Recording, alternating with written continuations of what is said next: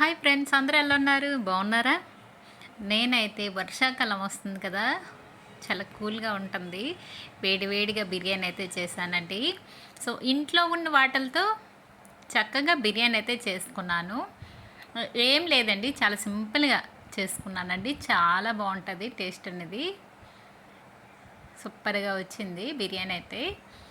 నేను ఇంట్లోనే ఉన్న కొన్ని కూరగాయలతో బిర్యానీ అయితే చేసుకున్నాను. దీని ప్రాసెస్ ఏం కాదండి. ఒకసారి వీడియో మొత్తం స్కిప్ చేయకుండా చూడండి. నేను ఎలా చేశాను ఏంటనేది మీకు చూపిస్తాను. ఎలాగో ఇప్పుడు వర్షాకాలం కదండి, ఒక్కొక్కసారి అనిపిస్తుంది ఏదైనా బిర్యానీ చేసుకుందామా అనిపిస్తుంది కదా, లేకపోతే లంచ్ బాక్స్కైనా అనిపిస్తుంది కదా. త్వరగా అయ్యేది ఇది ఒకటేనండి, వేరం అయిపోద్ది. సో ఇంట్లోనే ఏంటంటే బంగాళదుంపలు, టమాటీలు, క్యారెట్ ఉంటాయి కదండి. ఈ మూడిటితో చక్కగా బిర్యానీ చేసుకోవచ్చు. సో ఫస్ట్ అయితే నెయ్యి అయితే ఒక స్పూన్ వేసుకున్నాను. స్పూన్ అంటే చిన్నది కాదండి, కొంచెం పెద్దదే.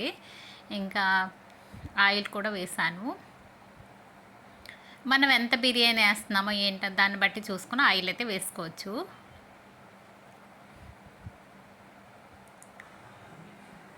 ఇంకా ఫస్ట్ అయితే దాల్చిన చెక్క, మరాఠీ మొగ్గ, పులవా పువ్వు, లవంగీలు 3, ఏలక్ పండు ఒకటి వేసా, ఏలక్కాయ. సో కొంచెం జీడిపప్పు వేసుకున్నాను, అలాగే బిర్యానీ ఆకు వేసుకున్నాను.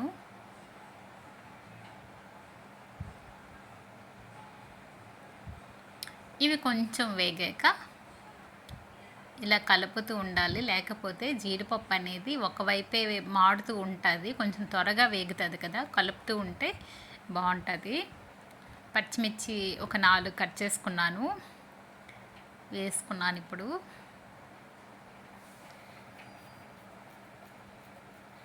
వెజ్ బిర్యానీ సింపుల్గా ఇలా చేసుకోవచ్చు. అల్లం వెల్లుల్లి పేస్ట్ అయితే వేసుకున్నానండి. నేను అల్లం వెల్లుల్లి పేస్ట్ ఏంటంటే కొంచెం కచ్చాపిచ్చి కొడతాను, దంచుకుంటాను, లేకపోతే మిక్సీలో అయితే పెట్టను.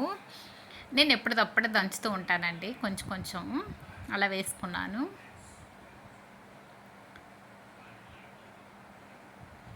అలాగే ఆనియన్స్ ఒకటి,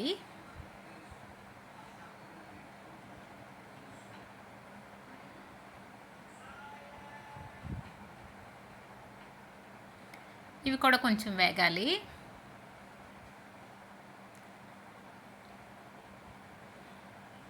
ఇంకా క్యారెట్ను బంగాళదుంప ముక్కలు కట్ చేసి పెట్టాను కదా పక్కని, అవి కూడా వేసుకుంటున్నాను.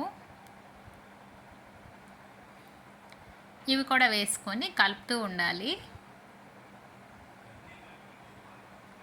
కొంచెం వేగే వరకు. ఒక 2 టమాటీలు తీసుకున్నానండి, అవి కూడా కట్ చేసుకున్నాను.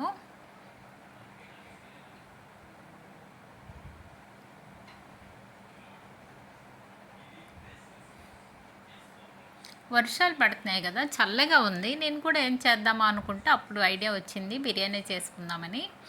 ఇంట్లో ఏమున్నాయో అనుకున్నానప్పుడు కొన్ని ఉంటే వాటితో చక్కగా బిర్యానీ చేసుకున్నాను. అలాగే రైస్ వచ్చి 2 గ్లాసులు తీసుకున్నా, బాస్మతి రైస్ అండి.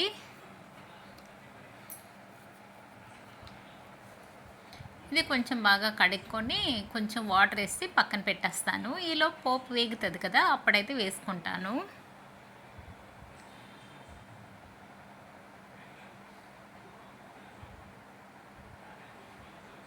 ఇక్కడ పోపు వేగుతూ ఉంది కదా, కొంచెం పుదీనా అయితే యాడ్ చేసుకున్నాను.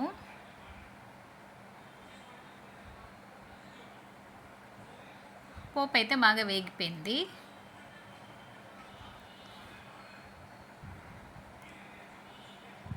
వేగిపోయాక ఇంకా రైస్ కూడా వేసుకుంటాను. కడిగి పక్కన పెట్టాను కదా, కొద్దిసేపు నానింది. ఇలా నానపెట్టుకుంటే రైస్ అనేది స్మూత్గా వస్తుందండి, బాగుంటుంది కూడా. అలాగే సాల్ట్ వచ్చి 1 స్పూన్ వేసుకున్నా.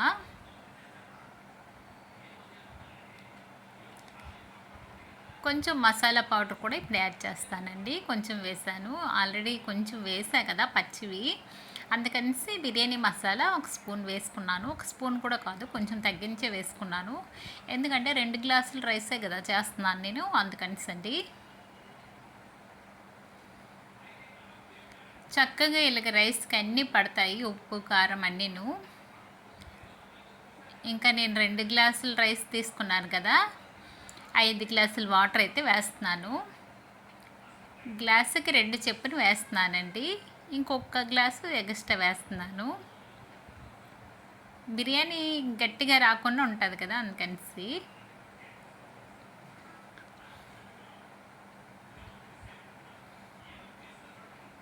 ఐదు గ్లాసులు వాటర్ అయితే వేస్తాను. ఇలా నీట్గా కలుపుతున్నానండి.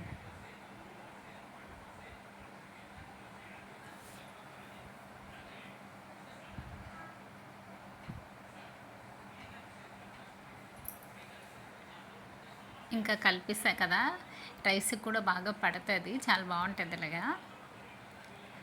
నీళ్ళైతే కొంచెం గోరువెచ్చని నీళ్ళైతే వేసుకున్నాను, వేడి నీళ్ళే వేసుకున్నానండి, చల్ల నీళ్ళైతే వేయలేదు. సో బిర్యానీ అయితే రెడీ అవుతుందండి. చాలా బాగా ఉడికింది కదా, మధ్యలో ఒక్కసారి అయితే చూశాను.